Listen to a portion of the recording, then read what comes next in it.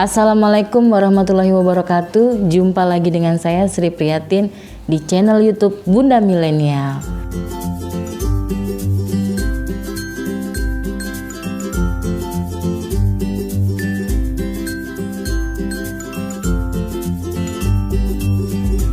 Pada episode kali ini, saya akan membahas tentang hal yang perlu diperhatikan saat bayi baru lahir, terutama di minggu-minggu pertama kehidupannya nih Bun. Tapi sebelum kita bahas tentang bagaimana hal-hal yang harus diperhatikan selama minggu-minggu pertama kehidupan bayi, jangan lupa like, subscribe, and comment.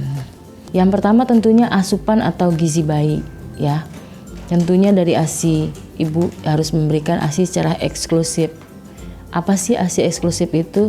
ASI eksklusif yaitu pemberian hanya ASI tanpa ada tambahan walaupun hanya air putih. Jadi ibu hanya memberikan ASI secara eksklusif kepada bayi. Selain ASI, tanda-tanda hiperbilirubin juga harus ibu perhatikan. Hiperbilirubin yaitu keadaan bayi di mana terlihat kuning atau jaundice ya. Kalau bunda kontrol ke dokter anak, bunda akan diminta untuk melakukan tes bilirubin. Nah, tiap-tiap dokter berbeda-beda ya untuk menentukan dia hiperbilirubin atau enggak. Ada dokter yang bilirubin 10 mg per desiliter sudah dikatakan hiperbilirubin dan harus mendapatkan fototerapi. Ada yang 12,5 mg per desiliter baru dikatakan hiperbilirubin. Tergantung dokter masing-masing. Tanda-tanda hiperbilirubin antara lain bunda bisa menekan daerah yang bertulang yang seperti dahi, dada, atau dengkul atau tumit-tumit bayi. Kalau bunda tekan agak lama terus bunda lepas, itu akan kelihatan kuning. Selain melihat dari klinis bayi, bunda juga bisa melihat dari urin atau kencing bayi. Biasanya bayi dengan hiperbilirubin kencingnya lebih keruh dan lebih jarang. Lalu yang berikutnya bunda bisa lihat dari bayinya lebih sering tidur, tidak mau menghisap atau menyusu kepada bunda. Nah, itu merupakan tanda-tanda bayi hiperbilirubin.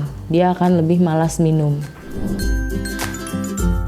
Yang pertama, bunda harus tentunya harus kontrol ke dokter ya.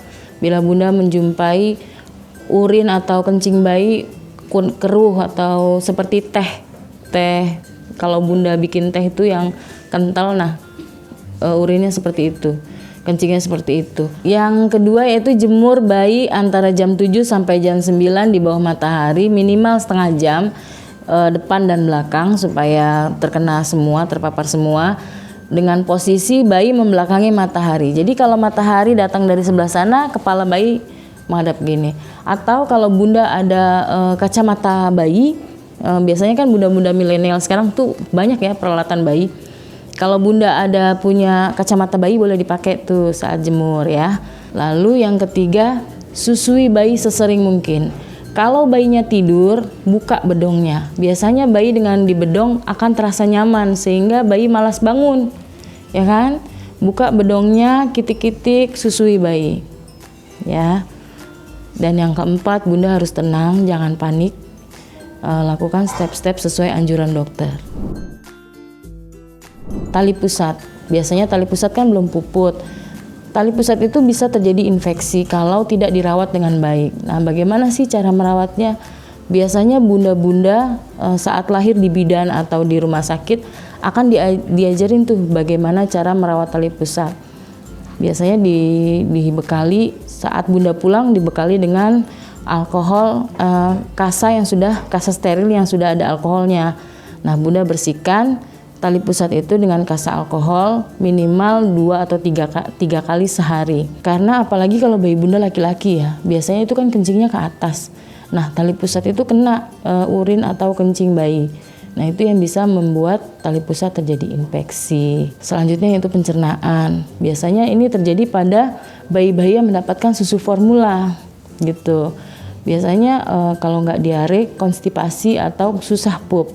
Nah, kalau diare, bunda harus konsultasikan ke dokter yang merawat bayi bunda. Nah, kalau konstipasi biasanya pengenceran atau pembuatan susu terlalu kental atau airnya kurang, jadinya pup anak bunda jadi konstipasi atau keras gitu pupnya. Itulah beberapa hal yang harus diperhatikan pada bayi dalam minggu-minggu pertama kehidupannya. Hal ini dimaksudkan agar si kecil atau buah hati bunda dapat tumbuh dengan baik.